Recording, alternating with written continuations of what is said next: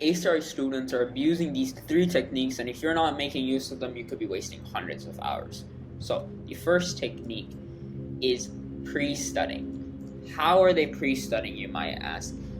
And what even is pre-studying? Pre-studying is not just studying right before class, even though yes, that's good, but pre-studying is basically priming yourself for the information before you go deep into, let's say, questions or the actual topic.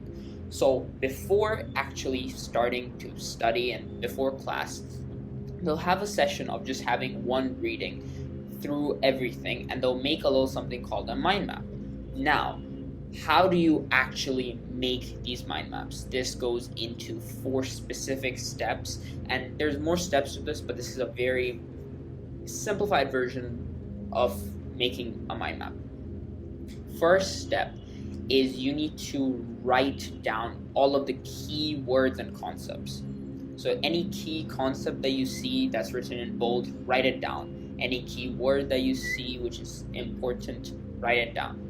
Afterwards, you have written those down. You want to go categorize them under different brackets. So let's say you're studying economics and you're studying the chapter which talks about, let's say, fiscal and monetary policy. Normally they're in different chapters, but let's say for the sake of it, they're in the same chapter. There you would put fiscal and monetary policy under the policies category, and just like that, basically categorize every single keyword that you wrote. You could do these 2 steps together, but if you're starting out and you've never made a mind map before, I recommend firstly just writing the keywords down and then going to categorize them. Afterwards you're done categorizing, you want to imagine the mind map in your head. Imagine how all the pictures will go with one another. See if there's any links between any categories, or if any of the things inside connect to another thing in another category. Imagine the whole thing in your brain. Just close your eyes and do it. Maybe do this for like 2 minutes if it's really big. If it's small, you can do it for 30 seconds. And then lastly, you want to go create the mind map itself, because once you have written the keywords and categorized them in the correct sections and then imagined any links inside of your head as well, that's when you go create the actual mind map. And if you just do this simple step, this would take you maybe 30 minutes to an hour per chapter, depending on how big your chapter is.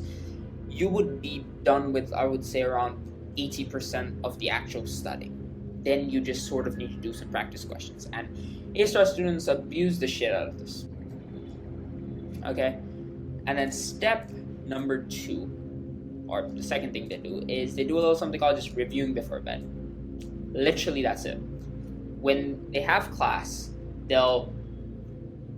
afterwards coming back from class, they'll maybe do some practice questions. Some don't even do practice questions. Just before they go to sleep, they'll re-review their notes before going to sleep, or they'll do 1 or 2 questions before going to sleep on the exact same day. And then afterwards, they wake up the next morning, they'll re-review everything that they did before. If they did a practice question, they'll see the practice question. If they just read the notes, they'll read the notes again.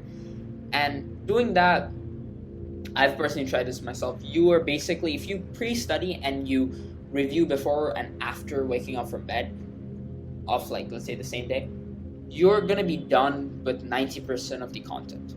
Like, you're not going to need to study that much. And then the last secret step that they do to literally abuse basically studying not that much and doing incredibly well is